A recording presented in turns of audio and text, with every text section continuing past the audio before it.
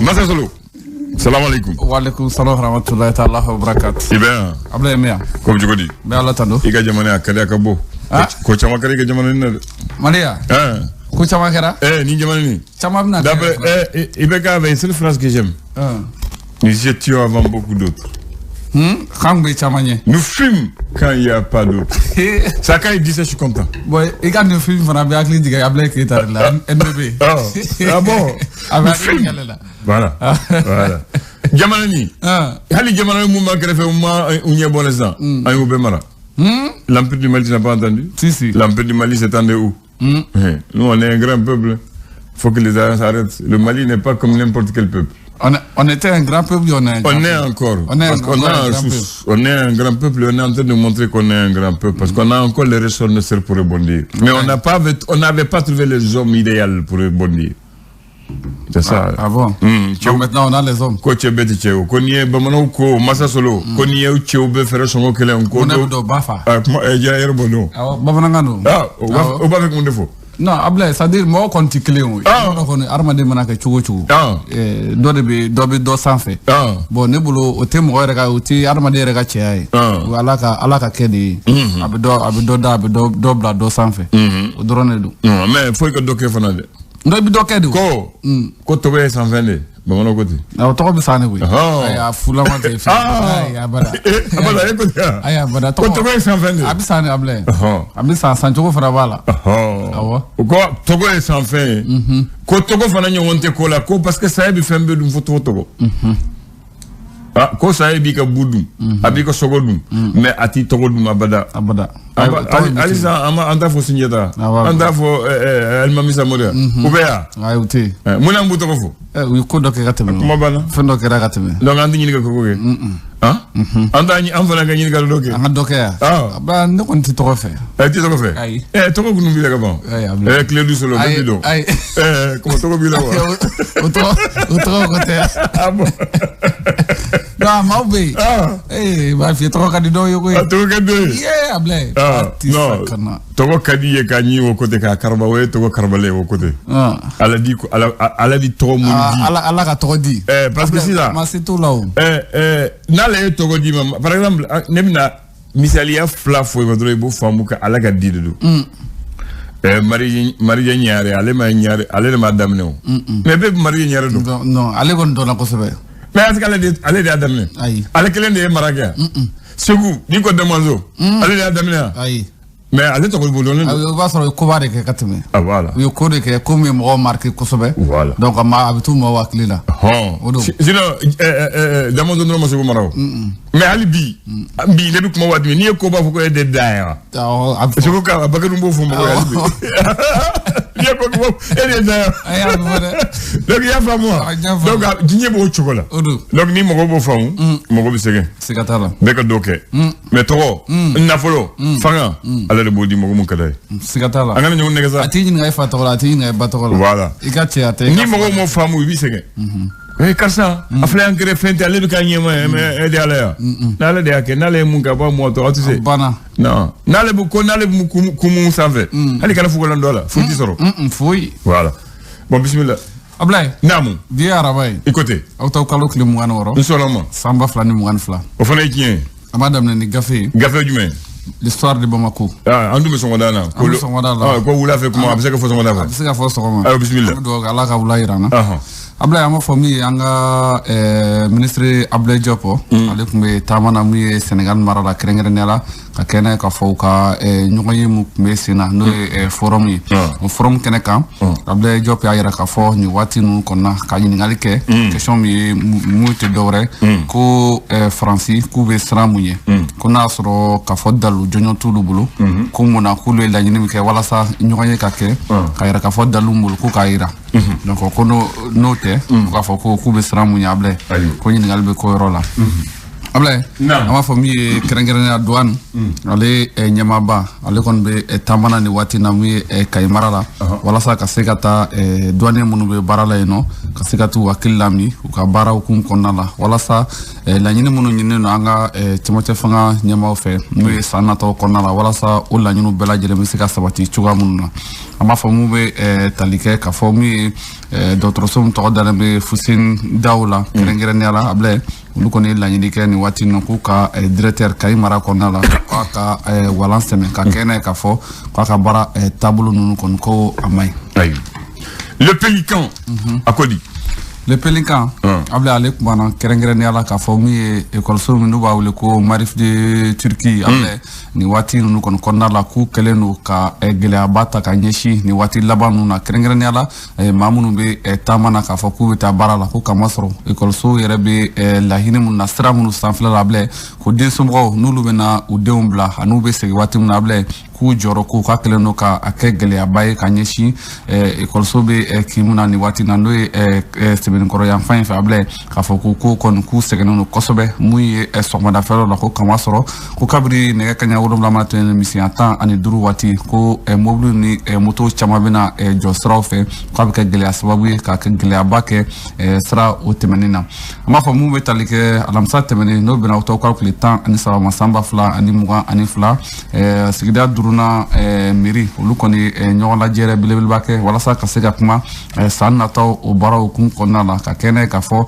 sɔrɔ minnu kan ka laɲini minnu kan ka sabati walasa u ka se ka sɔrɔ ka don mun ye mairie kɔnɔna la n'o taara bɛn miliyari 1 ni a kunkanfɛn ma Ablaye o baaraw kɔni kɛra ka ɲɛsin mun ye u ka mairie a ɲɛma yɛrɛ ma fo ka taa se mun ye madame Jara Kani Mariku ale ni u ka secrétaire général olu bɛɛ lajɛlen tun bɛ kɛnɛ kan mun ye maire Amadu Watara ale fana tun bɛ kɛnɛ kan ka kɛɲɛ ni jɛrɛ ye Mara ka segin so les échos wili Les Échos wele a ko di Ablaye ale kumana kɛrɛnkɛrɛnnenya la ka ɲɛsin an b'a fɔ mun bɛ tali kɛ ko ni waati laban ninnu kɔnɔna la an ka école olu kɔnɔna la yiralen don k'a fɔ an ka écoleden minnu bɛ yen kɛrɛnkɛrɛnnenya la n'u bɛ musolakaw olu ko fɔ npogotigiw Ablaye hali waati dɔ la mun ye cɛlakaw Ablaye ko kɛwale dɔ talen don ka ɲɛsin olu ma nin waati na n'a bɛ bingani wale o ko fɔ n'a bɛ olu ka bagabagali o ko fɔ u ka baara hukumu kɔnɔna la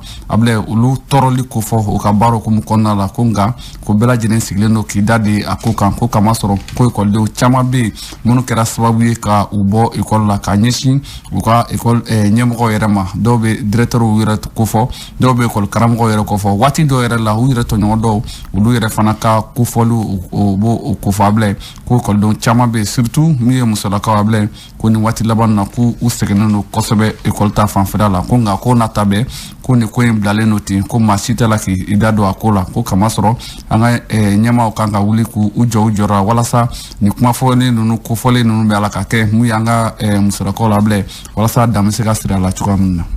L'essor faso ka fasiriba a ko di faso ka fasiri Ablaye ale kumana kɛrɛnkɛrɛnnenya la ka yira k'a fɔ mun bɛ tali kɛ nin waati laban ninnu kɔnɔna la ko yira k'a fɔ mun ye mototigiw ale ni mobilitigiw Ablaye olu kɔni ɲɛsinnen don ma kosɛbɛ k'a kɛnɛ k'a fɔ mun ye sirako ta fanfɛla la Ablaye maa minnu ni an ka gouvernement ye sariya d'u ma k'a fɔ k'u ka an ka siraw dilan Ablaye n'u taara ka siraw dilan n'u taara ka siraw kɔlɔsi Ablaye ko waati laban ninnu na ko bɛɛ lajɛlen bolo bɛna bɔ baara la ko contrat ko ana di maa wɛrɛ ma walasa u ka se ka baara kɛ cogoya min na walasa bɛɛ lajɛlen bɛ se ka lafiya ka to min ye faso ka fasiri kɔnɔna la bi an b'a fɔ an ka miiriba ɲɛmaaba n'o ye Adama Sangare ale kɔni ye ɲɔgɔn lajɛrɛ ba kɛ n'o bɛ a ta kɛ 4nan o ko fɔ n'o ye conseil ordinaire du district Ablaye k'o baara hukumu kɔnɔna la san 2022 o baara hukumu kɔnɔna la kunungo ko n'i y'a jateminɛ an b'a fɔ mairie centrale kɔnɔna la baaraw kɔni koromokarili o kɛra Adama Sangare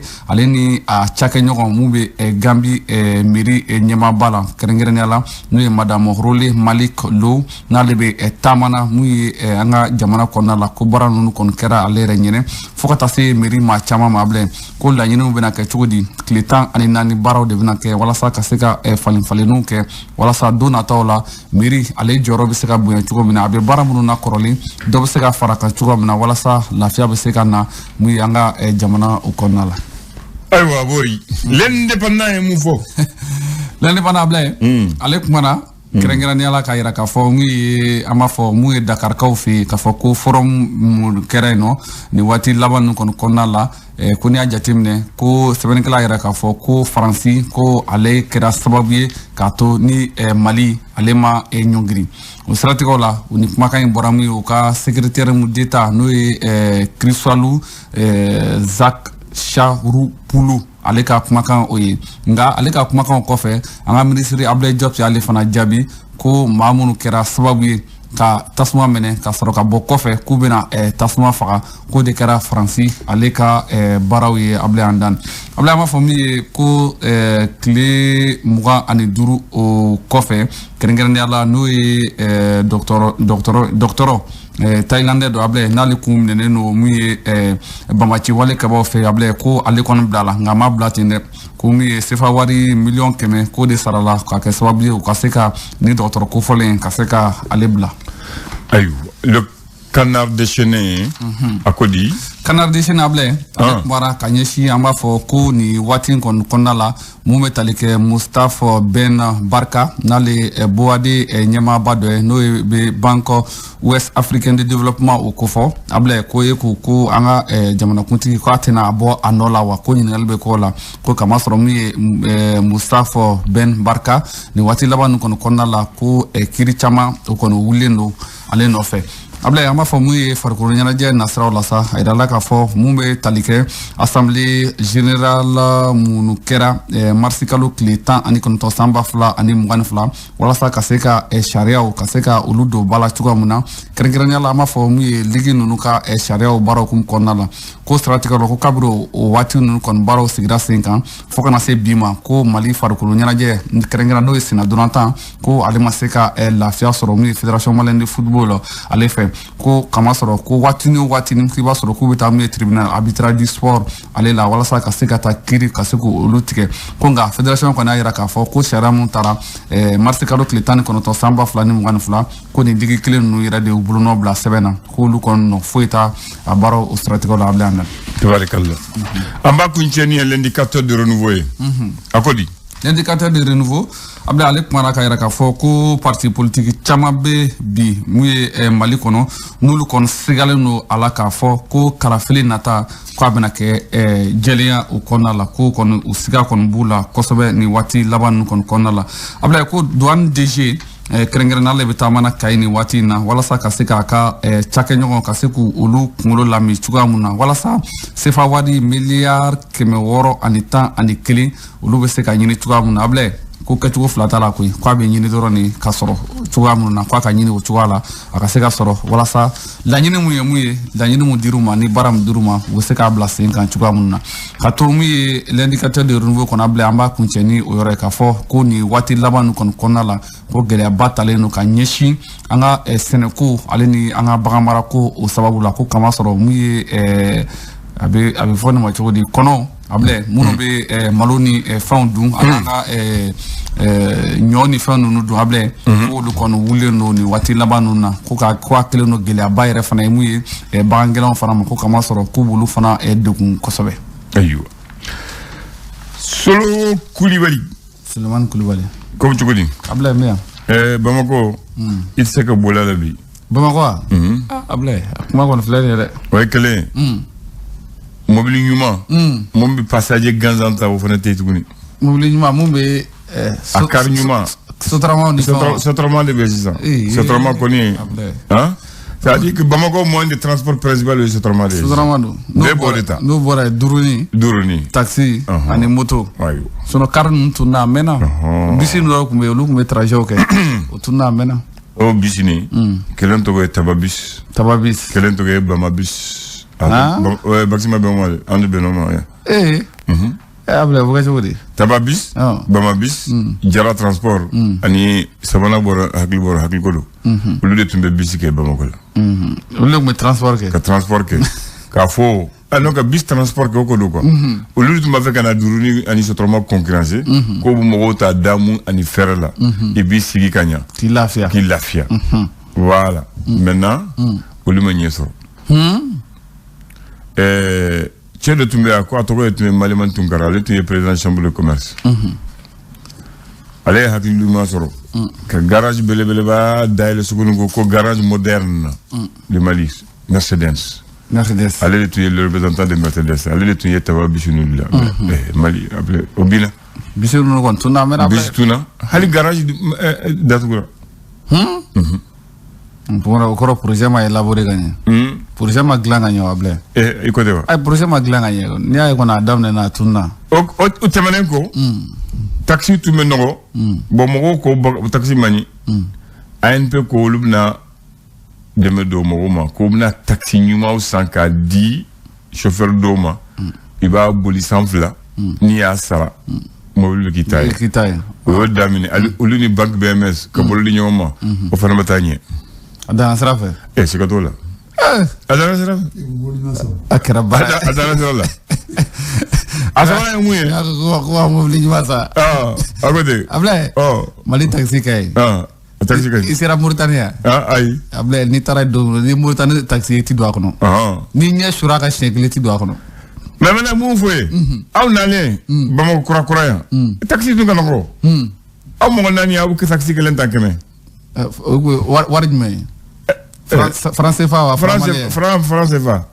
keme. Aba ta yorom kada na bita yoromina parce que kabo place la kata yoromna binani achara keme fla keme fla way tara yoronya essence go jole donc na mo ko sabare jolendo na ne jolendo meta jili bugu e bita jili bugu bakari bita jili bugu anti nyon do jolendo do ambajo amma mbolo fa nyon ga mbi keme da ma batana amba bla be jigi nga wati essence jole essence bi duru kata bi yorona ay woteo babe sina na sabare jolendo to nyon le taxi man disons abenga wari mina abika wari mina baxi mara bebe jigi kele able ko be fere taxi man to do asaba joleno abna do taxi kele ngono ati nyon nyinga ibitami na be ko jele bugo abana voilà bon mo de fa fere do bon fol antu mo de ke do fere do able o dike ci do e va ser war ka chama ko voilà ni war ciara wati dola aboli bi noko yawo sono na ka dogoy ko able ibe fere jina adun jogola ko voilà mais si ça ko challenge ko bonyana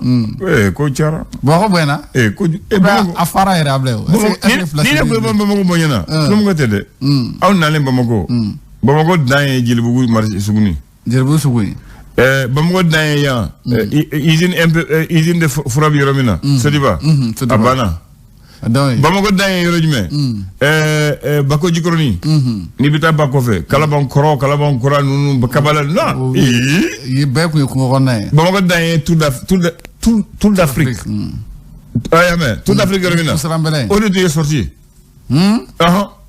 motita wati dable wati no motita ere aywa voilà ya famu ko be la ba mais si zangoni afara ama fa folo bo ma fa hal jama ma ba placité de ma fa stratégie si raconte stratégie amita kama nyonga ngale ko flene de stratégie mo yere non et puis mo yere ndu famu zango ledi mo harama na yere de famu sa jodi non harama na yere de famu sa non uti same uti malo uti sra billahi uti same uti malo uti sra billahi kongmade able no saba suru arma de kelim na wona ibora mo gala de anga tota bita anga tota ini cheni baraji mba kambe